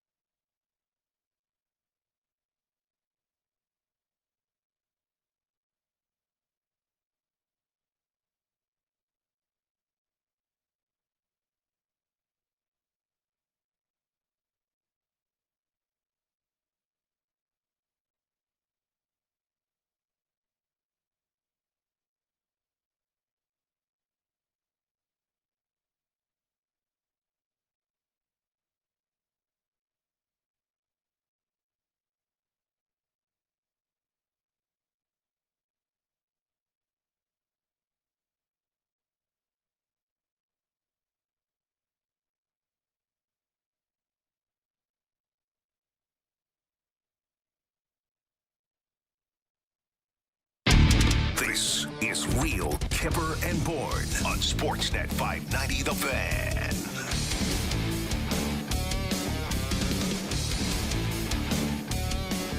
All right, we're waiting on General Manager of the Toronto Maple Leafs, Kyle Dubas, who's going to join us momentarily. Going to be interesting to hear his comments on, hopefully, give us a little bit of some insight on kind of day it was for him overall. Mm-hmm. And you're watching other teams, especially in your own division, and make some key moves. Yeah. Has to be a frustrating time when you can't just do the things you want to do. You know, it's not like everyone's out there just trying to make your team better. Busy time, one would imagine. But sometimes, as we've seen, as history has told us, JB, sometimes the best move is not making a move at all. Yeah. Well, it's interesting looking at, Florida and their commitment to Ben Sherratt and the price they paid for him, I think was probably the most expensive deal at the deadline. Like, Ben Sherratt's a fine player, but you can get in pretty deep at this time of year and spend more than you're probably getting in return. Boy, I watched that Florida Panther team. It's almost as if they feel like this is the year or bust. And yet, we've seen some teams over a salary cap era have multiple years of taking a run at it, including the Tampa Bay Lightning before their two consecutive. Mm-hmm. They were like teams that were supposed to win 2 and 3 years before they finally won. Yeah, and it reminds me of Washington too, where you're a really good team for a long time and you keep taking runs at it. And the guy we're about to talk to, I think, has seen that, and that's why running this team back is probably what happened, right? You see teams try and try and try and eventually break through a similar looking team. So that Florida team, obviously still with Bobrovsky and net, not a perfect team, but there isn't many in the salary cap era. All right, joining us now, General Manager of the Toronto Maple Leafs, Kyle Dubas. Kyle, first of all, thanks for joining us. We really appreciate your time. I just want to start off by maybe asking you about the kind of day it was, or at least the few days building towards today, and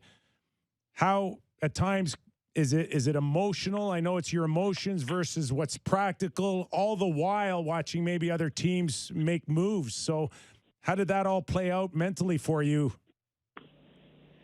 Yeah, thanks, guys. For us, I think we spent a lot of time, for the first maybe 20 or so games of the season, really breaking down how our team was progressing, how we matched up, and areas we wanted to address. And then really, as trade conversations and such begin to pick up as they do, really begin to narrow our focus on the players that we were looking to acquire. And two of them happened to be on the same team in Seattle, and Mark Giordano and Colin Blackwell. So we were able to make the deal with them as part of our plan, and we'd also had interest going back a while to Ilya Lyubushkin in Arizona, and then there was a fit there with Nick Ritchie going the other way. So I think we just stuck with our plan. Obviously, there's always a lot going on around us. We're in a very difficult division, which I think is the best thing for our group as we continue to grow and mature.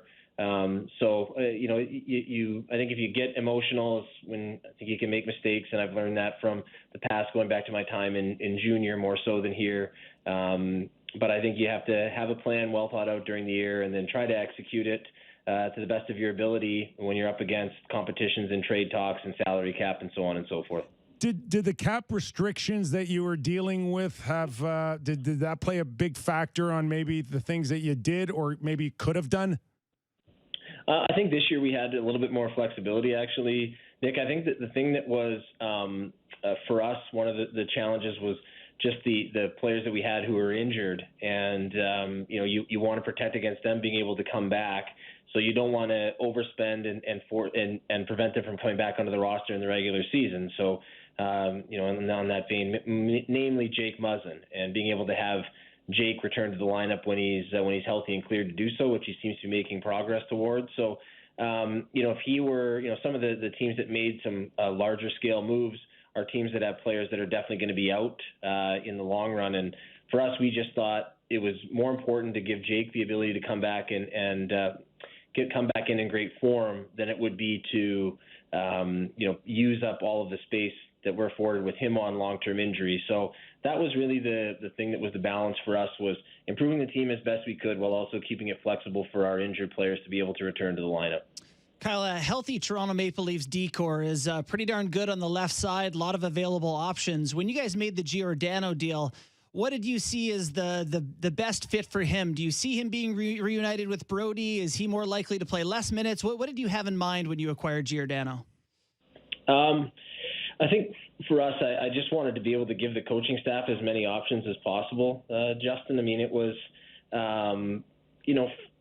with Gio, we obviously know that he and TJ Brody have had a lot of success playing together before, and I think that's a luxury to have when you acquire a player, especially a defenseman that has played with one set partner for a long time. I think that's and had a lot of success together. So that was for us, we were evaluating Gio on his own, but knowing he can come in and sort of fit in with TJ is great. Now we have that in our back pocket. It'll be up to Sheldon and Dean Chenoweth and the coaching staff to go through and figure out how they want to really configure it all. TJ can play the right.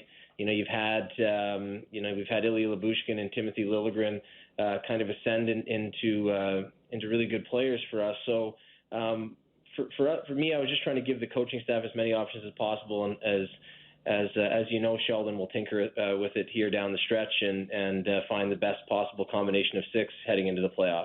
Is there any worry that I know he's 38, he's not 40, but you got to kind of protect him a little bit here too as well? I know there's a pace of play that some of your players have that is amongst the best in the world here, but where he fits in and, can he play a top four? Yeah, I think he has been, Nick, for forever, and certainly was in that role with Seattle this year, and of course with Calgary. I think with all of our D, I think that was the key for us, was we don't just want to rely on the one pair. We want to be able to spread the minutes around, and we want to be able to build a group of 6 or 7 or deeper that could really go out against anybody, where we weren't just leaning heavily on one set. So we know different pairs work and have worked well in the past, whether that's been Morgan and TJ or Jake Muzzin and Justin Hall, or TJ and Mark Giordano. So, we add into that mix, others in Liljegren and Lyubushkin, and the way that Timothy has come along this year, and the element that Lyubushkin has brought to us since coming over from Arizona. And, I think I just want to be able to give the coaches, 6 or 7 guys, plus our younger guys in depth that they feel can go out and play, so they didn't have to overload one certain pair. Kyle, I think all the contenders are in the same boat in that, if your goaltending's not very good, it's not going to go very well. Obviously, there's been some question marks there for you guys, in 2022 here. What do you see happening with the 3 guys who seem to be your goaltenders going forward? What's the best case scenario? How do you see the crease playing out going into game 1 of Stanley Cup playoffs? Well, I think for me, Bourne, the best way that it goes is that all 3 of the guys, particularly the 2 more established NHL goaltenders, just play to the way they have in their career thus far. So Jack, I think the injury will be a bit of a blessing in disguise for him. Lets him recharge and put some work in with our coaching staff and really hone in on his game. When you're playing every other night or every 3 nights or 2 or 3 times a week as a goaltender, and you have that on your mind as you do when you're healthy, I think the focus on practice and goaltending session can take a back seat to the games, as it should. So with him being hurt now and having to climb his way back in, I think it's really let him put in some good work with the coaching staff and the performance staff off the ice. And the thing about Jack that I'm always so encouraged about is he has a long record of always being able to find his game when he has stretches that maybe he's not as happy with himself. And I know he's a little bit hard on himself, as everybody knows, but he's able to find himself and bounce back, and especially when people doubt him.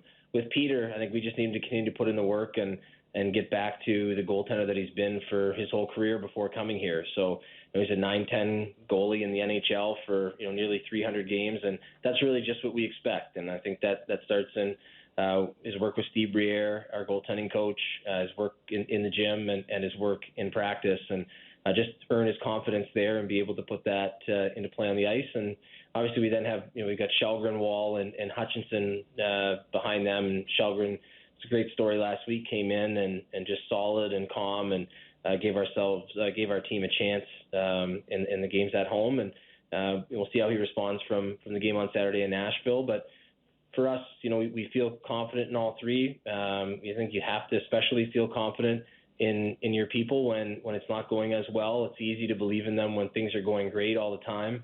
But I mean, these are particularly Campbell and Mrazek that have longer NHL track records, guys that have played very well in the league, in Mrazek's case for a very long time. So it's up to us to try to help them get back to that level, and we believe they will. We're speaking with Kyle Dubas, general manager of the Toronto Maple Leafs post-trade deadline 2022. I got to ask you about the signing that you had with Harri Sateri, gold medalist for Finland. He doesn't clear waivers. He gets picked up by Arizona. Is that something that you thought could happen? I'm watching this and I'm thinking to myself, Kyle, honestly, if you're the general manager of Columbus and you sign this guy, does anybody even notice? I would love to say that it's just something that's in your mind or something like that, Kyper. But I mean, since I've been in this job here, so going back to October 2018, we've had 11 players claimed on waivers, and the next closest team has been 6. So I think there's certainly something to it. I think in this case, he's a goaltender. He'd come off a good season, obviously, gold medal, won the gold medal as a starting goalie for Finland at the Olympics. I wasn't sure. We figured he would get through, and then this morning, just in talking with his agent and different calls that he was getting from teams, we knew there was a risk, and there's always a risk, but obviously we were hoping that would be the case and that he would slide through, but I think there were a number of teams that put claims in on him, and that's just the way it goes. So we've been kicking around ideal rosters here and lineup configurations like everyone in Leaf Nation and following along closely. One of the names that interests us is Matthew Knies. Is there any interest on your guys' part as a player who could potentially join the team for the stretch run? I think in Matthew's case, Bourne will. They have their team at Minnesota. They've got a big game on Friday night in the regionals against UMass, which should be a great game between two really good programs. So our focus is just on we've got 2 players on Minnesota, just in having them enjoy the week and get ready for a great opportunity at the NCAA tournament in Worcester. So for us, that'll be our focus. We haven't had any discussions with him or his family about the path forward.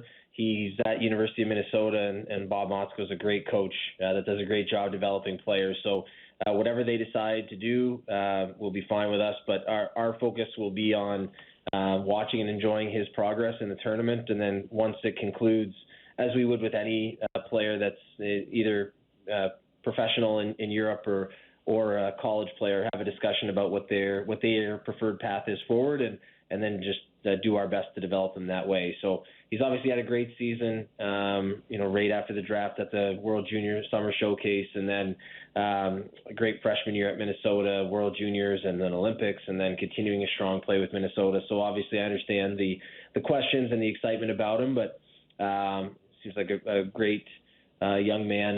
Kudos to our amateur scouting staff on that one, and we'll look forward to sitting down with him after their season is over, but supporting them in whatever they decide to do.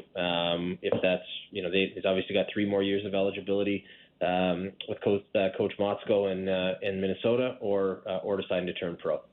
We heard from you just prior to the outdoor game in Hamilton, and you had a game plan, not wanting to maybe give up a good portion of your future. You stuck with that, so maybe kudos to you. But I imagine that Matthew's name came up rather a few times in the last 24, 48 hours. Yes, and I think that's the best. I think you always have your internal, slightly biased view of your prospects, and I think that the best indicator is which prospects teams are asking for in terms of their value. And I think the way that he's played, and I think the stage that he's played on at the Olympics and then at Minnesota in the Big Ten has certainly caught a lot of attention. So we're very happy with him as a draft pick, and excited to see him here this week in the tournament. While we're kicking around the roles of different guys, where do you see Colin Blackwell fitting into the Leafs forward core? The thing, Bourne, we like about Colin is just his, as he's shown in his career, is the ability to kind of move around the lineup and be very versatile. Obviously, I think he's known for his competitiveness and tenacity on the forecheck and his work ethic. But to me, the thing that really made us want to go out and get Colin and bring him to Toronto was the fact that, yes, he brings all of those things and can play both special teams, can play both wing positions, but if he's up in the lineup, he can also make plays. He can drive the puck through the neutral zone, can make plays on entry, can beat people one-on-one with the puck when he has to. And just adding a player like that with his level of competitiveness that also has that ability to make plays was something that was important to us. And I'll leave that up to Sheldon in terms of where he may best fit. But I think the versatility that he has to go up and down the lineup was what really separated him from the others in that, in terms of that competitiveness, tenacity bucket that we were looking at. Just want to ask you about Kasha. Certainly the reports are favorable after watching him leave the ice in Nashville. And I'm just wondering, Kyle, I mean, he's such a great player when he's in there for you, but he has had some bad luck over his career. And I'm just wondering if there's a conversation to be had with him in terms of what he might be doing that's leaving himself vulnerable, or is it just bad luck? I think anytime you have a player, Nick, that has that sort of history, I think you always, and especially a player of his caliber, you always want to try to help him as best you can. I think a little of it is certainly bad luck. Unfortunately, another part of it is just how hard he plays every shift and every game, and he's willing to put it on the line to try to win pucks or maintain possessions. And it's always tough when you have a player like that you have your obviously your job is managing the team and trying to get the team into a good spot, but these are people that mean a lot to you, and you never want to see anybody be injured, especially not a person that has a more extensive history than others. And so for us, it's always trying to just continue to have our players become stronger and just, I think in this case here, more attentive to contact. And he's never probably going to shy away from it because of the type of player that he is. But if we can arm him to protect himself a little bit better, that would be a win for us and for him. Kyle, last one for me, and just want to say thanks for your time today. We appreciate it. Just wanted to follow up on Nick Robertson and his time with the Leafs, and a little bit of Liljegren as well. How much during the season is the usage of these guys, I don't want to say experimental, but just, for the purposes of taking a look more so than this gives us the chance to win a hockey game tonight?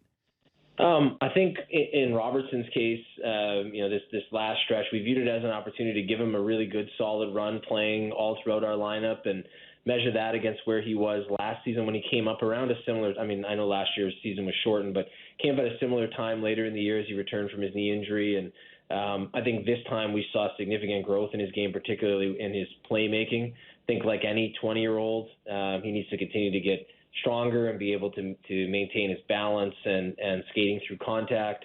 But the thing that impressed us this time in terms of his improvement was just in his playmaking, his ability to use his teammates and then slide to get open, use his shot. Obviously had a very nice goal against Vancouver. So I think, you can, there's so many different ways you can go about it. Leave somebody with the Marlies for a long time and call them up when they're ready, or bring them up and measure where they're at versus where they were at the previous time and use and have that measures serve as the way that they're going to develop when they go back down.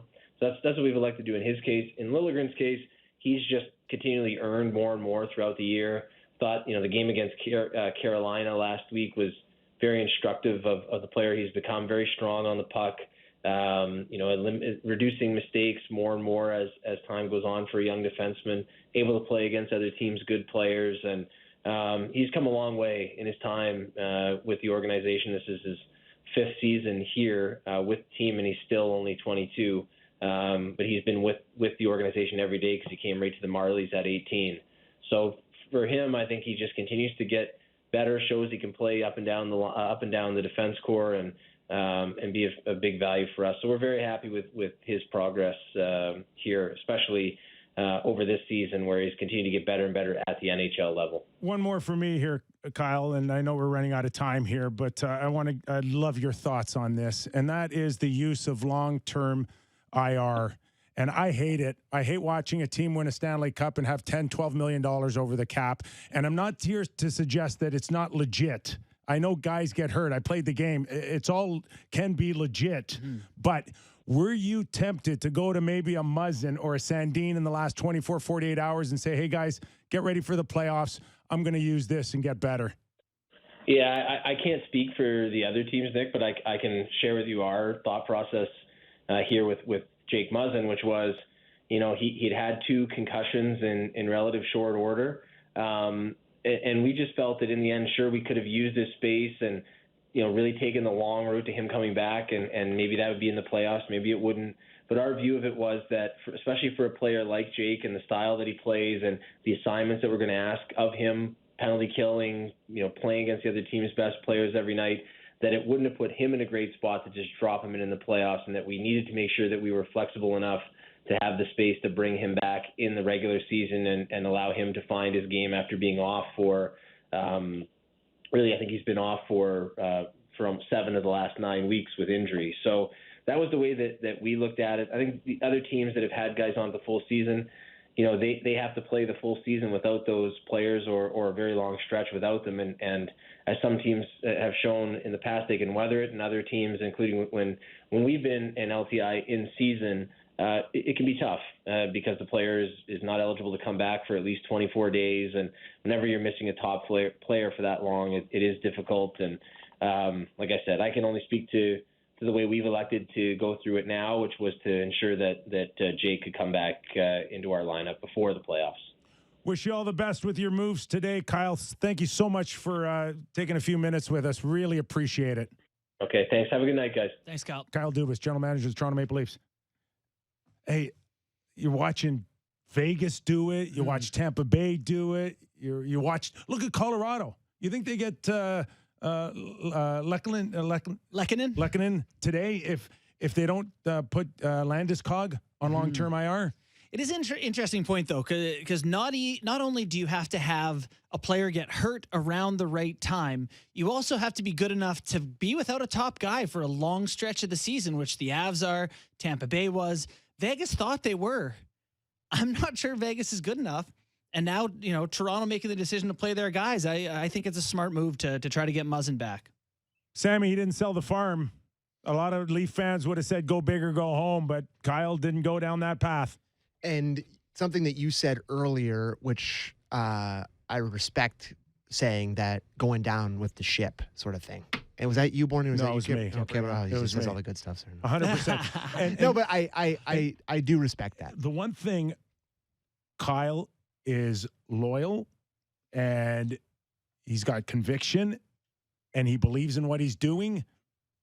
Like I said, he doubled down and tripled down on it, and he may still get the last laugh. We'll have to watch this thing play out. I thought all of his answers very good. The one that stood out to me was him dying to not say, like, they're trying to let Nyes have his season and not have him hear the GM of the Maple Leafs go on the biggest Leafs radio show and the fan here and say, yeah, he's going to come play in the NHL. Like, they want to keep his focus where he's at. I'll give you guys a case each of Little Buddha cocktails, but not you. But I'll give it to you, and then you give it to my wife. You'll give it to your wife. Yeah. If Matthew Nyes is not on a line with Tavares between now and the end of the year. Wow. You got a lot of Little Buddha lying around.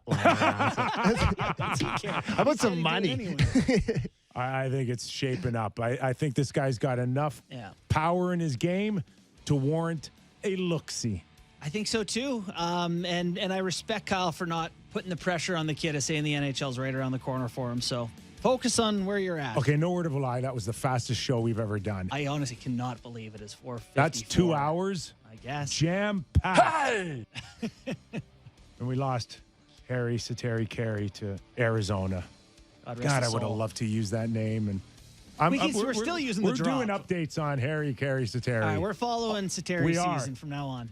Without a doubt. Our thanks to PJ Stock for joining us. He had a real busy day on Sportsnet's trade deadline show. We're glad he came along.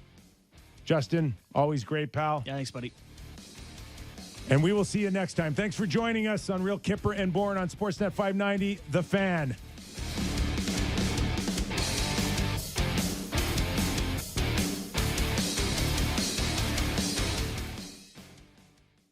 From the City News 680 Traffic Center, I'm Carrie.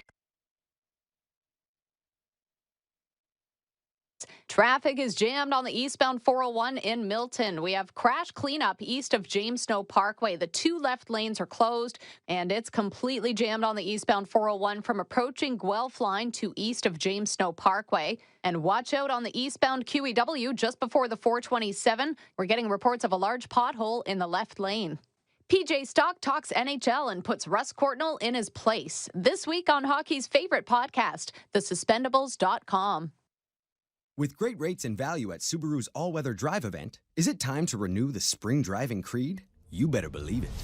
We shall drive no matter the weather, gloves in hand and shorts on leg, toggling between heat and AC. Symmetrical, full-time, all-wheel drive will see us through every muddy trail, every surprise pothole, and every single conversation about the weather. Because that's how we do in a Subaru. Welcome to Uncommon Value at your local Subaru dealer.